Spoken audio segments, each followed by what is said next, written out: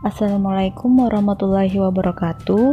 Pada hari ini kita akan membahas tentang materi pembuluh darah dan peredaran darah pada manusia. Pembuluh darah dibedakan menjadi 3 bagian, yaitu arteri, vena, dan kapiler. Arteri merupakan membawa darah keluar jantung. Arteri berdinding tebal dan elastis, denyutnya sangat terasa. Aliran darah di arteri lebih cepat daripada di vena. Nah, arteri ini terletak jauh dari permukaan kulit. Selanjutnya, vena. Vena merupakan membawa darah menuju jantung. Vena memiliki dinding yang tipis dan kurang elastis. Letaknya dekat dengan permukaan kulit. Nah, aliran darahnya tidak secepat arteri. Vena memiliki katup di sepanjang pembuluh yang berfungsi agar darah tetap mengalir satu arah. Kemudian, kapiler. Kapiler merupakan pembuluh darah yang sangat kecil dan berhubungan langsung dengan sel-sel jaringan tubuh. Kapiler menghubungkan arteri terkecil dan vena terkecil. Nah, di dalam kapiler terjadi pertukaran oksigen dan karbon dioksida. Nah, selanjutnya pembahasan kita tentang darah. Darah merupakan salah satu komponen penting dalam tubuh kita.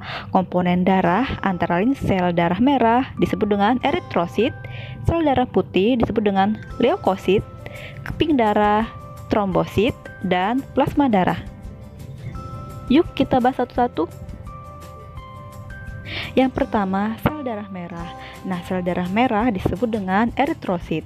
Sel darah merah berperan sebagai pengangkut oksigen dan karbon dioksida. Nah, sel darah ini mengandung protein berwarna merah yang disebut dengan hemoglobin. Hemoglobin berfungsi untuk mengangkut oksigen ke seluruh tubuh. Yang kedua, sel darah putih atau disebut dengan leukosit. Sel darah putih berperan membunuh kuman yang masuk ke dalam tubuh. Yang ketiga, keping darah atau disebut dengan trombosit. Keping darah berperan dalam proses pembukaan darah dan penyembuhan luka. Yang keempat, plasma darah. Nah, plasma darah merupakan bagian cair dari darah yang terdiri dari 90% air. Plasma darah berperan mengangkut zat-zat makanan dan hormon. Nah, darah memiliki beberapa golongan.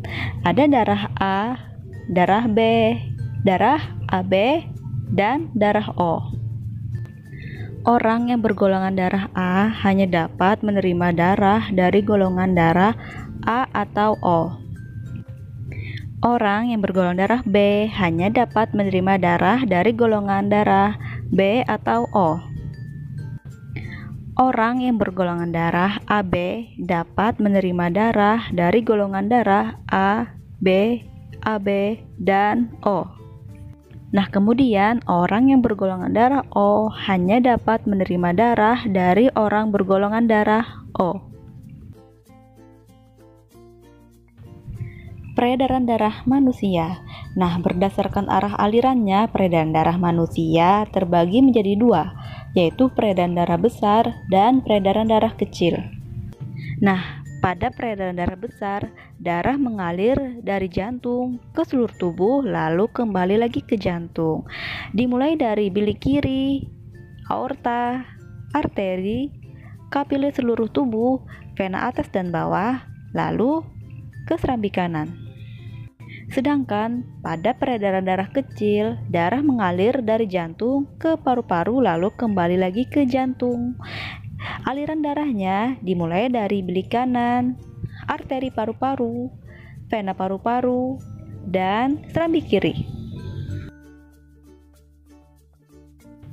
Nah, itu tadi pembahasan kita pada hari ini. Semoga kalian dapat memahaminya dan Ibu harap kalian selalu mengulang pelajaran yang telah disampaikan. Wassalamualaikum warahmatullahi wabarakatuh.